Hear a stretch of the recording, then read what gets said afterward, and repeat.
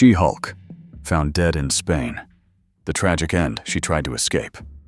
Hi everyone. She was known as She-Hulk, a name that symbolized strength, power, and confidence. Zunilda Amy Mendez was a rising Colombian bodybuilding star, admired not just for her physique, but for her fearless presence on stage. But behind the powerful image was a woman trapped in a storm no one truly saw coming.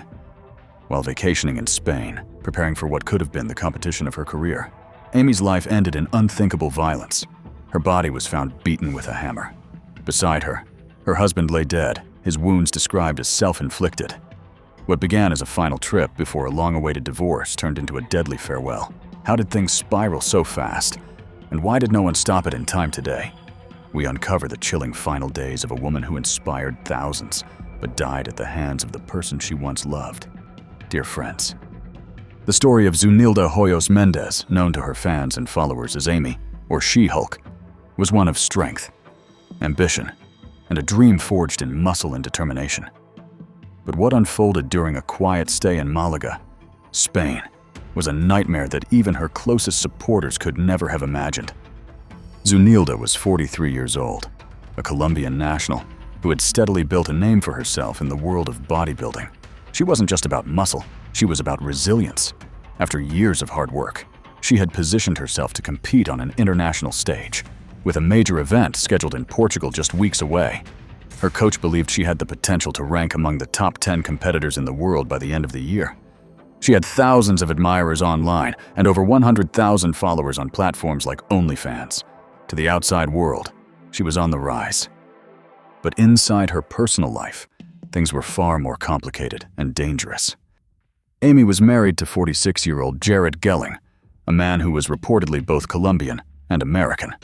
The couple had been together for 4 years, and while the early days of their relationship seemed promising, signs of trouble quickly emerged. According to her family, Amy had confided that Jared had become increasingly aggressive over the past year. The situation had deteriorated so much that she had made the decision to divorce him, but she wanted to wait until after one final trip, the journey that was meant to be their last as a couple. That trip brought them to Malaga, a picturesque region in southern Spain. Jared had recently undergone knee surgery, and Amy accompanied him to help with his recovery. It was meant to be a brief stop before she headed to Portugal to compete. But instead of a new beginning, it became a tragic end.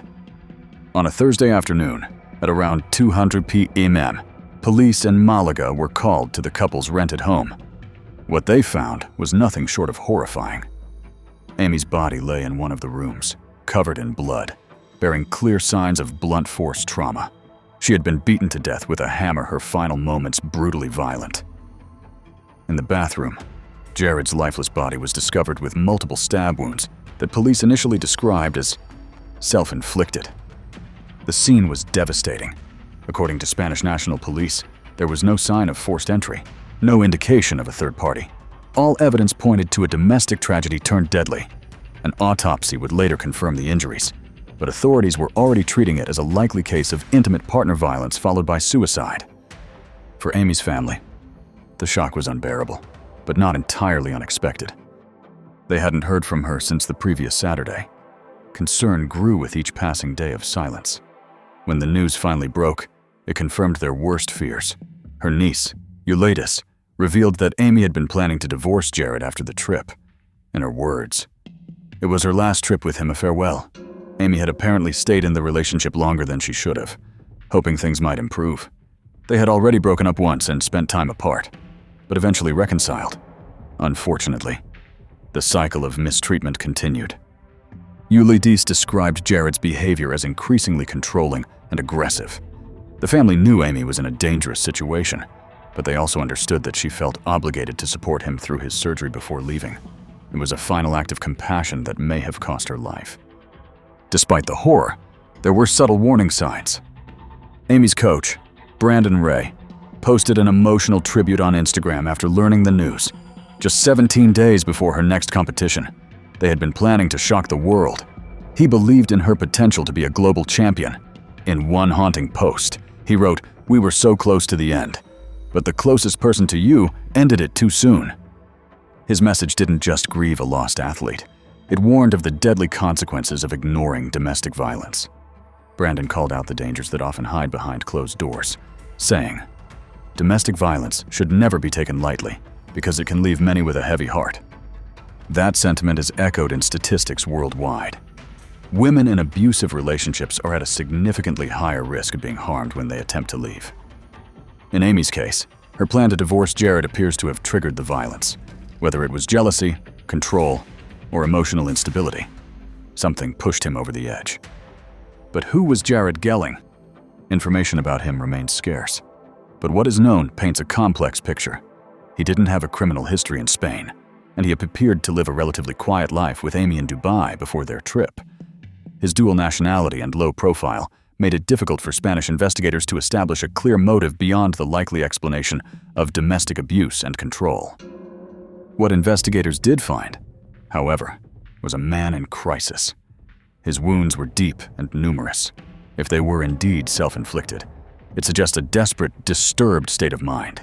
But some are asking whether he may have planned this act using the trip as a final chance to isolate Amy away from family and friends before committing the violence. The investigation is ongoing. Police are awaiting full autopsy results and toxicology reports, and they continue to piece together the timeline leading up to the murder. Meanwhile, Amy's death has sent ripples through the bodybuilding community and the broader public who followed her story online. Her fans remember her not just for her strength and physique, but for her warm smile, her dedication, and her passion for fitness. Her sudden, brutal death feels like a betrayal to all who believed in her, cut down not by weakness, but by the one person who should have supported her.